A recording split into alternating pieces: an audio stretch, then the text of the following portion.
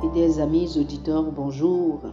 Aujourd'hui, le vendredi, le 23 juin 2023, le thème de la rhapsodie des réalités est la puissance de la prière. La puissance de la prière. L'écriture du jour est Jacques chapitre 5, le verset 16. Jacques chapitre 5, le verset 16 nous dit: Confessez donc vos péchés les uns aux autres et priez les uns pour les autres, afin que vous soyez guéris. La prière fervente du juste a une grande efficacité. Il n'y a aucune situation désespérée que nous ne pouvons changer à travers la prière, nous dit le pasteur Chris. Lisez notre verset principal dans la version amplifiée classique. Il dit: La prière fervente, sincère et continue d'un homme juste produit d'énormes puissances dynamiques dans son fonctionnement. Nos prières ne sont pas vides. Pensez à Paul et Silas pour un instant. La Bible dit qu'ils ont été arrêtés, battus et jetés en prison avec des sceptres aux pieds. Mais la Bible rapporte dans Actes chapitre 16, les versets 25 et 26 que, vers le milieu de la nuit, Paul et Silas priaient et chantaient les louanges de Dieu, et les prisonniers les entendaient.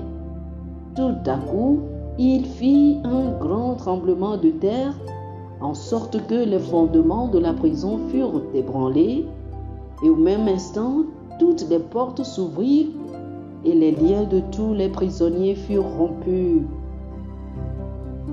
Que ceci est remarquable! 2 hommes ont prié et ont chanté des louanges à Dieu, et il y a eu un tremblement de terre. À quel point auraient-ils pu chanter pour que leur voix ait provoqué un tremblement de terre et que les chaînes des prisonniers soient brisées? Ceci vous dit que ce n'était certainement pas le volume de leur chant, c'était la puissance de leur prière.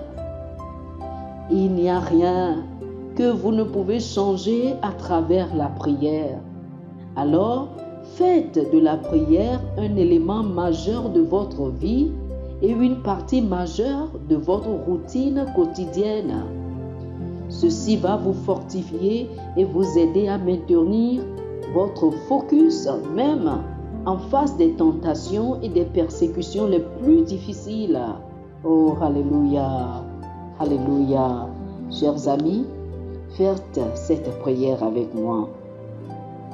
Cher Père, je te remercie pour le privilège de prier et de m'aligner avec toi pour mettre en vigueur ta volonté sur la terre et dans la vie des hommes.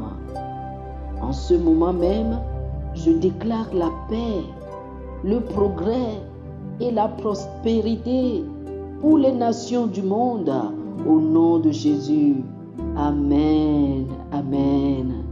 Pour plus d'études sur le sujet, je vous invite à lire Éphésiens chapitre 6, le verset 18, dans la version amplifiée classique de la Bible, Romains chapitre 8, les versets 26 et 27, et Luc chapitre 18, le verset 1.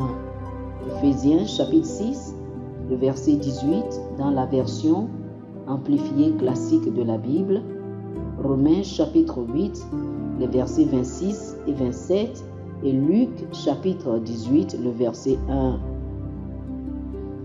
Que le Seigneur vous bénisse. Amen. Chers amis auditeurs, nous espérons que vous avez été bénis par ce dévotionnel. Nous vous invitons à faire de Jésus-Christ le Seigneur de votre vie. Si vous voulez recevoir le Seigneur Jésus comme le Seigneur et le Maître de votre vie, faites cette prière avec moi. Dites ceci après moi, s'il vous plaît. Ô Seigneur Dieu, je crois de tout mon cœur en Jésus-Christ, Fils du Dieu vivant. Je crois qu'il est mort pour moi et Dieu l'a ressuscité des morts. Je crois qu'il est vivant aujourd'hui.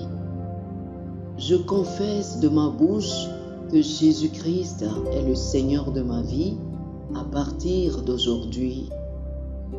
Par lui et en son nom, j'ai la vie éternelle. Je suis né de nouveau. Merci Seigneur d'avoir sauvé mon âme. Je suis désormais un enfant de Dieu. Alléluia. Félicitations, vous êtes désormais un enfant de Dieu.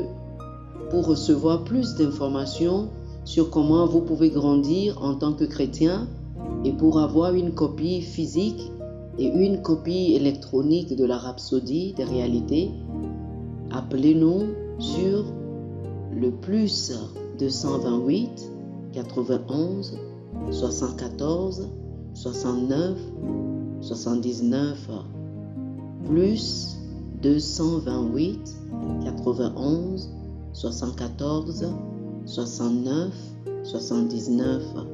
Que le Seigneur vous bénisse abondamment. Amen.